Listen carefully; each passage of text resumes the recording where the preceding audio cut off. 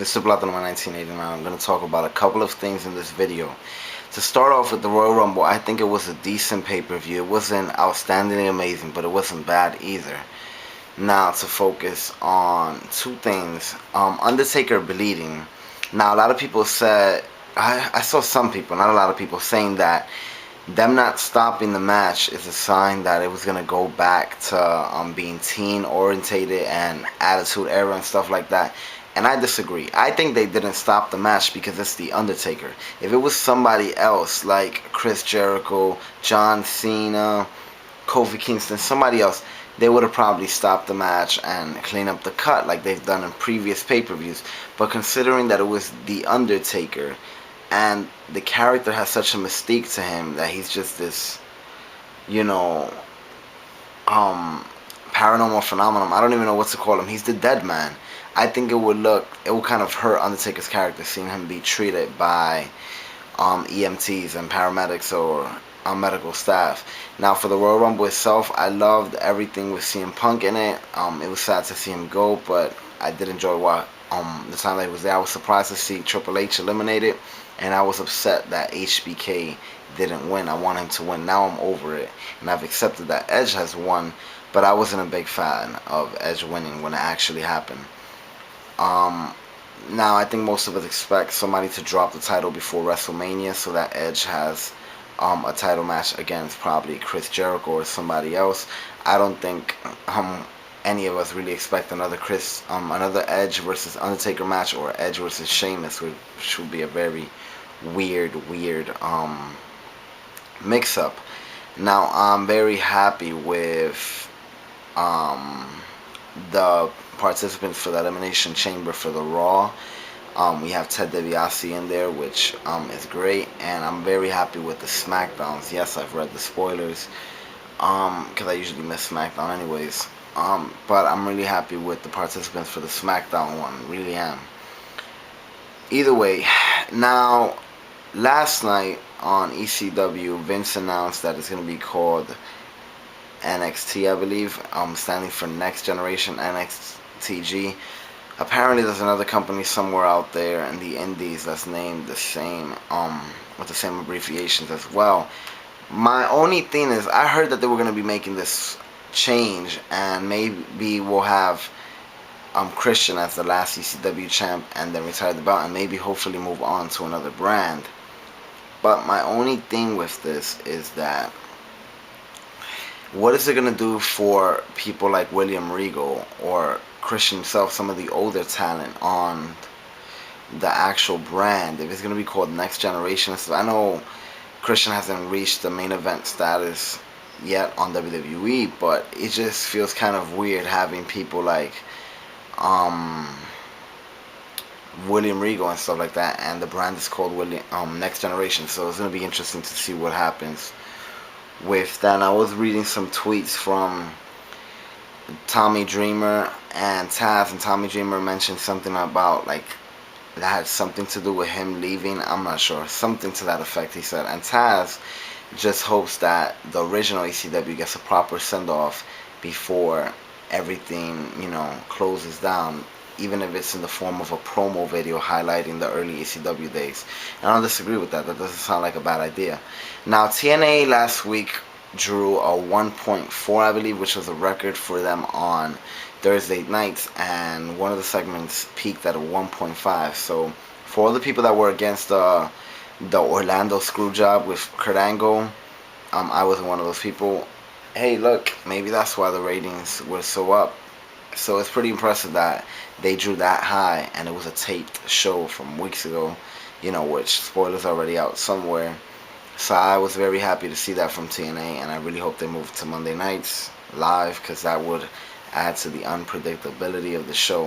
I'm really enjoying the tournament, blah, blah, blah. Jeremy Borash has posted a picture with Bret Hart. He was having dinner with him or something the night of Raw, which was very interesting. I don't know if Vince is gonna throw some heat towards Bret for that, but it's very interesting that they was having dinner in the first place. And they mentioned that there were other people there, but they haven't mentioned who. be pretty interesting if it was really Dixie Carter and a couple others, and they'll try to sign Bret after his run with WWE. Now with the whole Bret thing, I saw a forum, a post on WrestleZone that somebody said Bret doesn't really draw anymore, so what's the point? I disagree. I'm not saying that he does draw, but not. Some people need that closure. He needs that closure.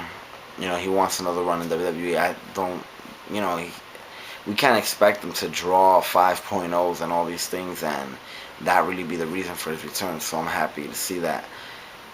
Now it looks like we're not gonna get a one-on-one between him and Vince. It kind of looks like Batista and John Cena will be either in a tag match or have these guys in their corner. Now I was looking forward to an actual one-on-one between Bret and Vince, but if it doesn't happen, I'm not gonna be mad about it. I saw somebody talking about that the match, if they do have a one-on-one match, it should be built up around Vince McMahon being locked in the sharpshooter. That they don't do it and keep putting it off and teasing it and all that stuff, and then it finally happens at the WrestleMania, and that could even be the finish. And I agree with whoever said that. I'm not sure who said it, but yeah. Now talking about a Foley versus Eric Bischoff match at Lockdown, I would be more interested in seeing that. I'm actually more intrigued in their storyline in TNA than I am into the Bret Hart and Vince McMahon storyline. I really don't know what it is about it, but there's just something about it that has me more interested. I have flashbacks in my head of Eric Bischoff in the middle of Nitro saying that, in the beginning of Nitro, in the middle of the ring, saying, oh, they're going to give the belt to Mick Foley, who cares, he can't draw a fan, stuff like that. Either way, I'll be more interested in that match, not only because I'm really liking the storyline, but these guys are younger, so I would expect them to perform the actual better match. And I've seen Vince McMahon lock it up with a couple of people over the years, whether it's Shawn Michaels or, Hulk Hogan or Stone Cold, or, Vince McMahon always wrestles here and there. I don't know when he's going to wrestle his last match, we'll find out. Either way, I'm more interested in the Foley and Bischoff angle if it does happen. Now another note is that TNA has announced that they're going to St. Louis with their Lockdown pay-per-view, which I was disappointed because I really want them to come to New York for a pay-per-view. I'm dying for it. Maybe it'll happen at Slammiversary or Bound for Glory. Who knows? Either way, they were in St. Louis. Well, it wasn't actually St. Louis, but Missouri for the 2007 Lockdown. So it's cool that they're making a return there, even though I wish it was New York. I can't wait to see the card for Lockdown. I'm really enjoying TNA right now and all that's coming out of it. Eric Bischoff has said a lot of interesting things coming to TNA or in store for TNA, and I really can't wait to see how the rest of the year actually develops.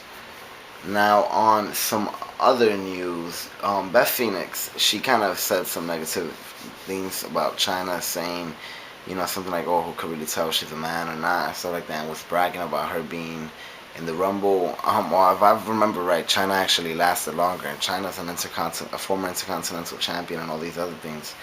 So I don't think she should just be, talking negative about China just yet. Now, on some other things, apparently Scott D'Amore and TNA have parted ways, and they have parted ways before. I believe it was sometime in 2008, and then he returned in 2009. Either way, apparently now they parted ways again, and I think it was Scott D'Amore that's decided to leave. I don't know if it's something they told him about the Knockouts division that was going to change. I don't know if it's just with the rumors of Awesome Khan leaving. I don't know what made him, decide this. We'll never know. Bobby Lashley made his Strikeforce debut last Saturday and beat Wes Sims, who was complaining that Bobby's juiced up and this and that, and just being a whole baby about the whole thing. Some people feel that the match was stopped pretty, early stoppage by the ref, but in my opinion, it did look like it was stopped pretty early, but at the same time, Sims was just like laying flat on his back. On his stomach, had his back turned, just laying flat. It didn't look like he was even planning to defend himself. So I could understand why the ref will probably call for the thing. Now ROH is apparently suing Ric Flair because of some dates that he was gonna make with the company, and now it's not making them because or something when he parted ways last year. to go back to WWE or whatever year it was. It's been a long time since then, anyways. So I'm kind of confused about the whole Ric Flair and ROH thing. And speaking of ROH, I'm gonna be in their anniversary show February 13th, along with Gilbert Blaze. A couple other shooters are gonna be there. I'm gonna go with my girl, fourth row, I believe. It's gonna be fun. I can't wait. It's gonna be my second ROH show. I went to Final Battle. Hopefully they do the live pay-per-view stream thing again. I can't think of anything else to say, so Mr. Platinum Man 1989 out. Peace.